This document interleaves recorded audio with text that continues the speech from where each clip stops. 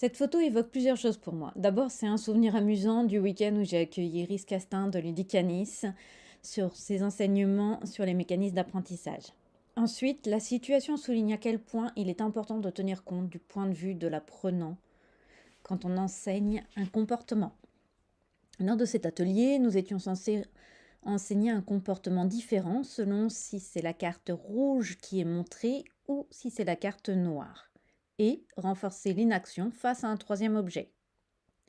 Ma consoeur et ses jolies mains avaient un plan bien construit pour m'enseigner à ne rien faire avec le porte-clés rouge, faire rouler la voiture quand elle me montrait la carte noire, faire sauter la grenouille quand elle me montrait la carte rouge.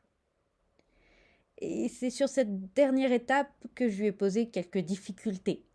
La forme de la grenouille m'incitait qu'à lui appuyer sur les fesses pour qu'elle bondisse.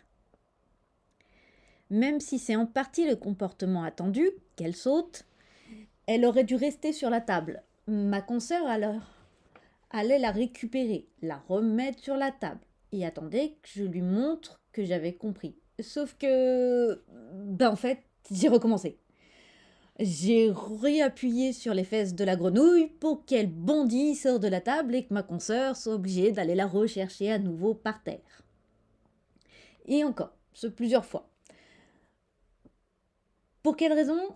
Parce que en fait, la réaction qu'elle avait m'amusait tellement dès la première fois que je reproduisais un comportement qui me permettait de ressentir à nouveau cette sensation, ce mélange d'immaturité, de déconcentration et d'insouciance.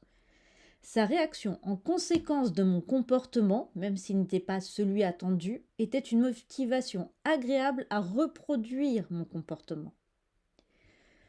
Ceci étant, en entraîneuse qui réfléchit, elle a repensé son plan pour que je ne sois plus en mesure de faire le comportement, qu'elle ne soit plus obligée d'aller récupérer la grenouille par terre, et faire en sorte de me guider à faire sauter la grenouille tout en la gardant en main et à éviter qu'elle sorte de la table. C'est là qu'il est important de se souvenir que ça peut être la même chose avec les chiens. Est-ce que dans l'environnement, dans une interaction, dans une situation,